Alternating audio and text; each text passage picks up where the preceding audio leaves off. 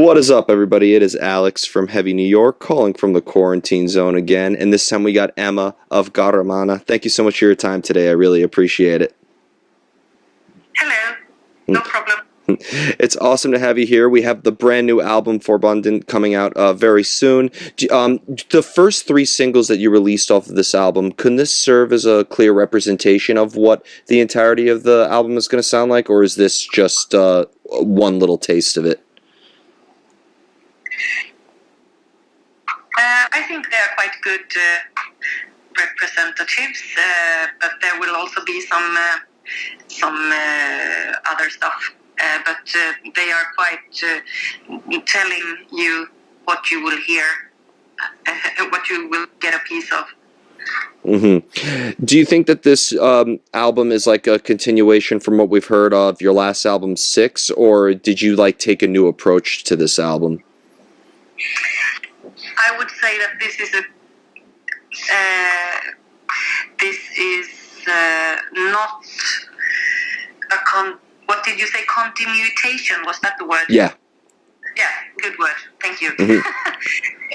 It's a continuation of, I would say, the album Vengeance via the Gällningen that came out 1999. Mm-hmm. So we're now like 20 years later doing the album that sounds like the one after that one, I would say, even though we've done 2 albums in between. Mm-hmm. But I think that this album, Förbundet, is more connected to Via the Gällningen from 99 than 6 was. Really? Was that like a preconceived idea to make a continuation of one of your earlier albums, or did it just kind of happen that way? I think it kind of happened. When we recorded the album 6, we did put the traditional material at the side because we thought that we will save this and make another album that is more traditional stuff, and 6 was more new written material. So we wanted to separate the traditional stuff and the new written material. So that's why it happened. And I guess that's why as well 6 is very different from what we usually do, or what, I mean, we are always doing walking on side paths, I think, musically, but this one is more straightforward from the other ones, from the earlier ones, since it's also new written, the traditional material on it. Mm-hmm. Yeah, because I've always thought that like your music, like I've always thought that Garmarna had like a great sound that defined you, but I think you also experimented a lot as well, right? Do you find it do you like to experiment with your sound and not try to stick with a formula, right? Yeah, we like to do that. Mm-hmm.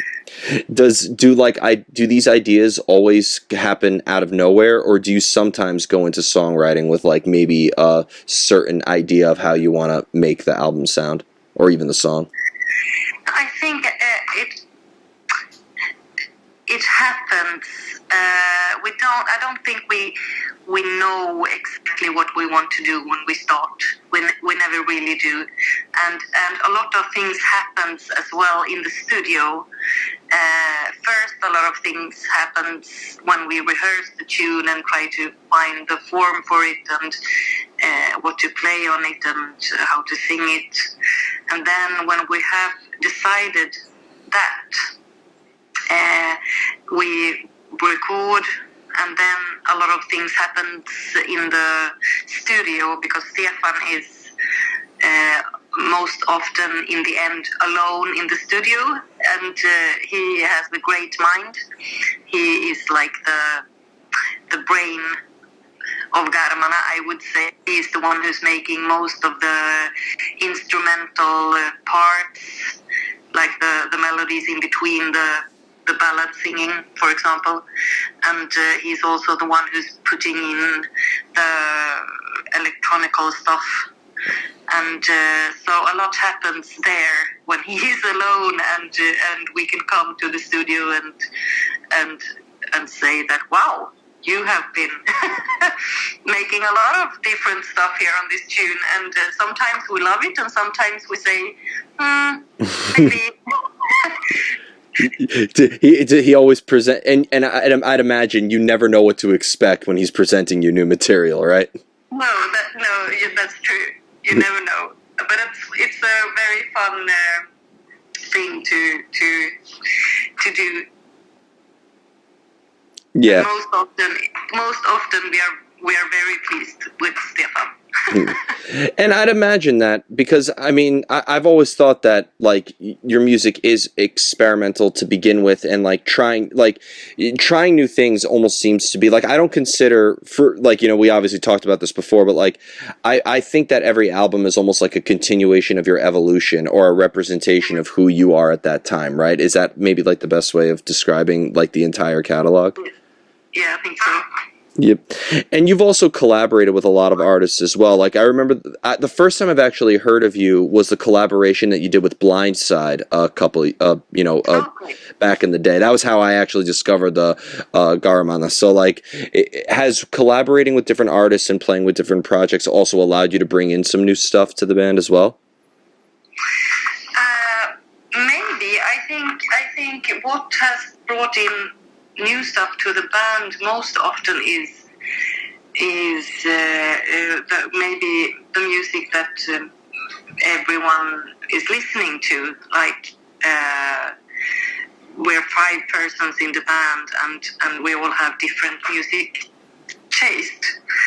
So I would say that everyone is bringing in what they enjoy listening to for the moment. And I don't know if it has a lot to do with the collaborations with other bands, but maybe it has as well. It's like who influences us at the time, and who is listening to something, and then something might show up in the music as well. Mm-hmm. Yeah, and I'd imagine that if you're working on material for a long span of time, it changes more and more the more you work on it, right? Yes. Yeah. So at what point, how do you know to like say that this is the sound that we wanted? How do you know like basically when the song is finished? Sometimes we don't know that. Sometimes I think sometimes it can go quite far, and then maybe it has to go back a little bit because it went too far. I know that Stefan was, because I mean Stefan is doing most of it, and then he wanted a producer from outside who helped him to mix it in the end when he has done everything. And I know that he said that the mixing producer, he killed some of his darlings. So he had to just swallow it and say that, okay, we take away this, because maybe he had taken some things too far. I don't know, but I think it was good, because I'm really pleased. We're all very pleased with the mix and with the producing, and so I feel that this is one of our best albums since, well, I think actually since '99. I think this is, for me personally, this is the best one. Awesome. Yeah, and being such a prolific artist, between Garmarna and also you played with and sorry if I get this pronunciation wrong, but Trickle, right? Is that how I say it, or Trickle? Yeah, Triakel. Triakel. Yeah, I'm horrible at pronunciations, but it's not easy. But is there maybe a different mindset depending on the projects you're working with, or is there maybe like a usual like method behind the madness that applies to everything that you play in? Well, I see, I look at myself as a Swedish folk singer, so I have kind of the same approach to if I'm singing with Triaken, that is very traditional, or if I'm singing with Garmarna, that is more experimental. But I look for different materials when I search in the archives, for example, for ballads or songs to sing. I am not looking for the same type of material for Garmarna as for Triaken, but I think that I kind of sing in the same way. So if you would undress the sound of Garmarna from and only leave the singing in the middle, and then dress it with more traditional clothes, I think it could be as traditional as anything very traditional. Yeah, being that, being a trained folk singer and, having this traditional element, is there always, like, in terms of lyrics, is there always a subject matter that you have to address in your lyrics, or can you sing about really anything you want with your style? I think I can sing about anything I want, but I am of course a bit aware of what I prefer to sing about. I don't know what I would take away, but for example, I don't have a problem singing about death, as you might understand when you listen to Garmarna. But I'm sure there would be some other stuff that I would not prefer to sing about, but I don't know now what that would be. But I am sure if I see lyrics, I can say that no, that's not a lyrics that I want to sing, or I change it then if I don't like it. Mm-hmm. Do you always need the music to come up with lyrics, or has there ever been a time where maybe a concept could dictate the direction of the music itself? Most often, Stefan makes a lot of music, and then he asks me to find lyrics for it. Sometimes we have lyrics on beforehand and have to make melodies for the lyrics. So I guess it works on both from both sides, actually. Mm-hmm. Have you ever had, like, the best lyrics ever, but then they never fit, like, in the arrangement of every song? Sort of. But they're sort of there is one ballad that I've been trying to put into several projects actually, but it's both melody and it's a great tune when you just sing it on your own, but it doesn't really fit with any band. So have to find another band to record that one. You'll have like 20 bands only to make one song. Yes. Now, do you like to leave lyrics or your music open to interpretation, or do you try to maybe engage the listener into also the meaning of the music as well as the music itself? I like the listener. I would like the listener to make up their own thoughts and imaginations and feelings. I look at myself as someone who is giving the music to people who want to listen, giving the lyrics as well, but I don't want to tell them what to feel or what to think about it. Mm-hmm. So I would say that it's up to the listener. Yeah, and can maybe like a listener's perception of your music maybe change on how you look at the music yourself in a way? It can, yes, absolutely. Especially when it comes to lyrics, there are so many different ways sometimes of understanding it. So sometimes I think it is about one thing, and then maybe I teach the song to someone, and they say, "Oh, it's about this and this," and I was like, yeah, maybe. Mm-hmm. So it can be different. It can be times new new ways of seeing the lyrics, especially. I think the music is something else. The music is more has to do with feelings and stuff. But lyrics you can actually analyze in another way. Yeah, and I'd imagine too, like, because when you write music that's based off an emotion that you're feeling and maybe like a representation of your time, do you find it maybe like the longer you're working on something, the harder it is to sort of like capture or maintain that emotion in a way?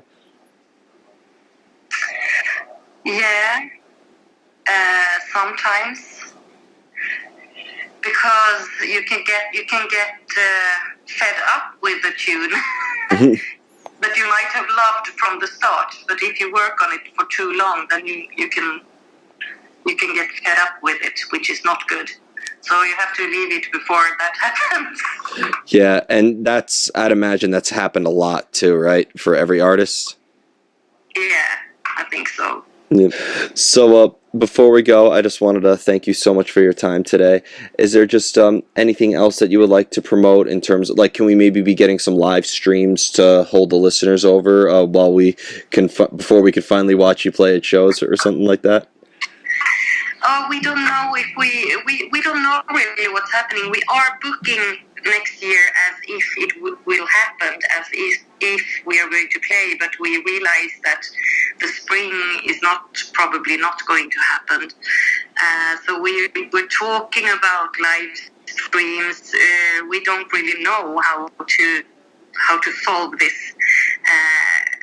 Maybe we will have a little live stream just talking about the CD or the album, but we haven't planned any concert yet, any live stream concert. But we'll see what happens. We have to talk more about this. Will you come to the States fairly soon, though, when shows happen again? We would love to. We haven't planned for it yet, but the album is released tomorrow, and we hope, of course, that we will get proposals from the US and come and play at festivals. So we really hope so. Yeah, we would love to have you here. But thank you so much, Emma. Everybody, we are here with Emma of Garmarna. Be sure to pick up the brand new album Forbundet coming out November 6th. This is Alex from Heavy New York. We will see you next time.